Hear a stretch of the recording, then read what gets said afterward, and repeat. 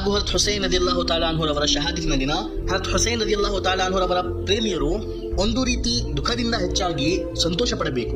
ಏಕೆಂದರೆ ಈ ದಿನ ಹಜರತ್ ಹುಸೈನ್ ರದಿಯಲ್ಲಾಹು ತಾಲಾ ಅನ್ಹುರವರು ತನ್ನ ನಿಜವಾದ ಸದಾ ಕಾಯಿಂ ಇರುವ ಲೋಕದ ಕಡೆ ಅಲ್ಲಾಹ್ ರಬ್ಬುಲ್ ಇಜ್ಜತಿನ ಕಡೆ ಮರಳಿ ಹೋದರು.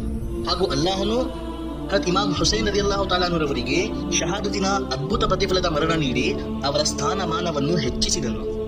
ಇದು ಯಜೀದ್ ಮತ್ತು ಆತನ ಪ್ರೇಮಿಯರಿಗೆ ಅತ್ಯಂತ ದುಃಖದ ದಿನ. ಏಕೆಂದರೆ ಈ ದಿನವೇ ಆ ಕೀಳ ಮೃಗ ಹಜರತ್ ಹುಸೈನ್ ರದಿಯಲ್ಲಾಹು ತಾಲಾ ಅನ್ಹುರವರು ಹಾಗೂ ಅಹ್ಲೆ ಬೈತ್ ರವರ ರಕ್ತದಲ್ಲಿ ತನ್ನ ಕೈಗಳನ್ನು ಹಾಕಿ ಭಯಂಕರ ನರಕದ ವಾಸಿಯಾದನು. ಅಲ್ಲಾಹನ ಅತ್ಯಂತ ಕೋಪ ಮತ್ತು ಕಠಿಣ ಶಿಕ್ಷೆಗೆ ಬಲಿಯಾದನು.